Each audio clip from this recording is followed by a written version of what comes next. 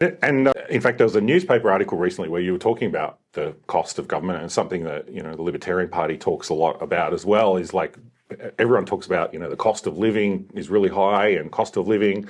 Not many people talk about the cost of government, which for most people, I think it's actually their biggest cost is paying for all the things that the government does. I think the first thing we do is to let people understand that when you have a bloated, inefficient government, it costs them. What we're looking at is what it actually costs typical Australian households including the extra cost of rent or of buying a house, which costs, let's say, $500,000 more than it should because of zoning regulations.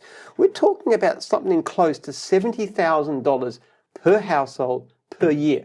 And if you ask people, if you show them this $70,000 per year that you're spending, would you rather the government continue to do what it's doing now with their blood, or would you rather have this money in your pocket? How much difference would it make? We've got to show people that when you have government debt, for example, we're spending currently $6,000 per annum per household servicing government debt. How much difference would an extra $6,000 make to an average household? We're talking in that case something like $16,000 per household per year for this rail loop that very few people will actually use. Even if you ask the people who are going to use this and say, would you rather have this rail loop, or would you rather have $16,000 extra cash in your pocket? And now I've talked about after tax, real money that you can spend, $320 a week.